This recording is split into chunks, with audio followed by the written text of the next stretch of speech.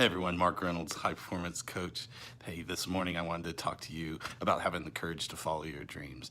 I had a number of interesting conversations over the last week that just really reemphasized this theme time and time again. And I was fascinated because one group was, a bunch of young high school students as they're evaluating college choices and Division I sports.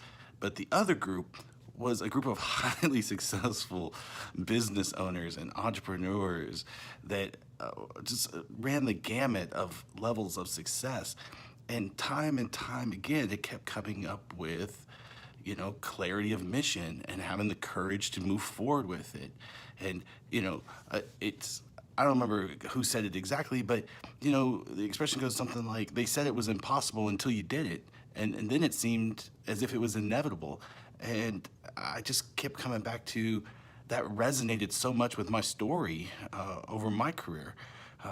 Just a little over 25 years ago, I think some of you know, I served in the Army, but I was just a young cadet, recently arrived at college, joined the ROTC, received a scholarship, young, naive, but the summer before, I had seen a beautiful image of a helicopter with wings that scoped through it. And I learned that that was the Air Assault Badge, worn by the 101st Airborne Division, long storied history. And all I knew was I wanted that. I wanted to be Air Assault qualified. So I immediately reported, talked to my first instructor and said, how do I do that? How do I get to Air Assault School? How do I get Air Assault qualified? Because I want that badge on my uniform. And he promptly told me that that's a no-go, right?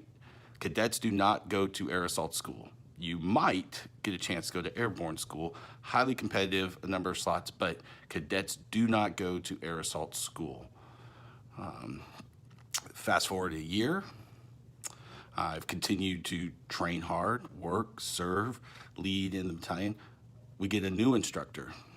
His area of specialty just happens to be administrative actions. He's an adjutant general officer. I tell him the same dream. Hey, I'm trying to go to Air Assault School. Everyone says it can't be done. He says, that's right, it's never been done. He said, but we'll see. Well, it just turns out that I leave for school at the end of the break for Christmas. And on December 20th, 1994, I get a call. It says, Mark, you still want to be Air Assault? And I said, yes. He says, all right, pack your bags, you're going. You need to be at Camp Gruber, Oklahoma on the 4th of January for Air Assault School. So I said, yes, sir, I'm ready.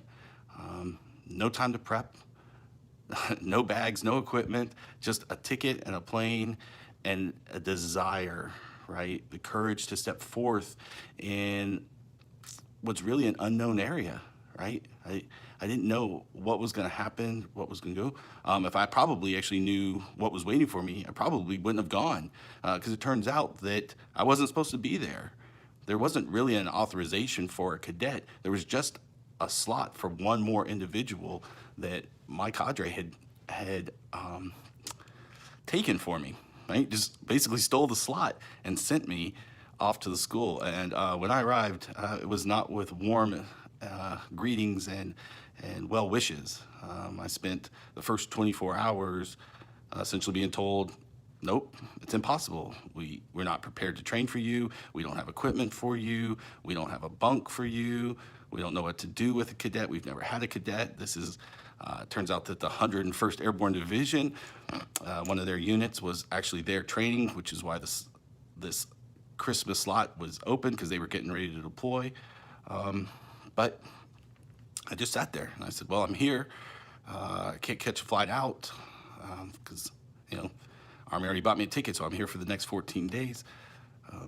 So I stayed.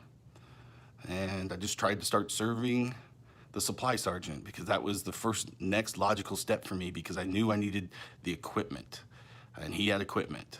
So I started polishing brass and asking if I could buff his floor in exchange for a canteen, and could I do another task, and maybe he would give me a rucksack and a canteen cover. And so the process continued for my first 24 hours. So while everybody else was finishing processing and relaxing, I was working. I was working towards the dream of getting air assault qualified, the impossible task of getting into the school. And I'll fast forward. I did finally make it into the school. I did get all the equipment I needed, and I graduated. And I went back to campus that spring with that air assault badge on my chest. And that started many stories along similar, where kids on campus would see, and we would talk about the story, who couldn't believe that maybe they could be in the Army, right? They were out of shape. They'd never run a mile or done more than 5 push-ups in their life. And we went on to have one of the largest scholarship recruiting classes ever. We really built that program up, and a large number of those folks went on to have some very nice careers. Some of them are still serving. A number of them have gone on to have some pretty amazing professional and political careers as well. Some real heroes, but a lot of it just started with being told it's impossible. And some people would say I had the stupidity, I had the naivety. I just had the determination that I was going to do this. But where it was different, and I think where a lot of you are stopping, is that I started preparing before the path, right? It was never clear how I was going to get there. The only thing I knew was to work on the parts that were immediately before me, the parts that I could control, right? If I hadn't started running before I got the call, I would have never made the first day. The first day was 12 miles, I think. It may have been longer. I mean, I never even ran that far, but I had a baseline, right, of running a little bit every day, of training, right, because I knew fitness was important. I was already doing pull-ups. I was already preparing, on rappelling, which is a key component of the course, talking, leadership, all of those things that I could control, that I thought would enhance the day the ability came, right? So today is Sunday, you're sitting at your house, right? You may be watching this, or you may be tomorrow and you're sitting at work. What are you doing today that you control that helps live your passion, right? I know some of you don't know what you want, but there's a lot of you that do know what you want, right? And for whatever reason, you're not taking a step forward. And one of the things that we deal with a lot when I coach with my clients, right, is this: courage. Control what you can control, right?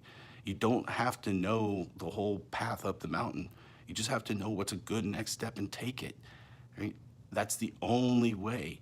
Was it Zig Ziglar? And said, right, you don't have to be great at the start, but you have to start to be great. So that's my message for you today. It's a little long, but I hope you'll really give some thought to where do you need to be more courageous in your life, right? Where is the logical next step for you to just take an action?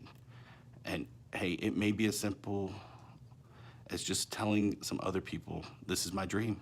I don't know how it's going to happen, but this is my dream. Because it would have never happened for me if I hadn't started telling people, this is what I want to do, right? This is the goal.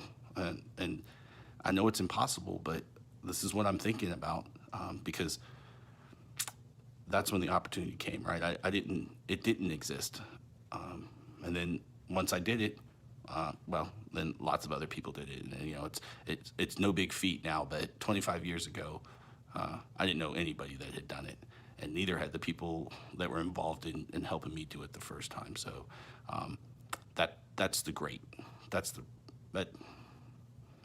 the opportunity before you, right? Go out, be the first, and inspire others behind you, right? Make your impossible dreams seem so common that people will laugh that we even thought that would be an issue.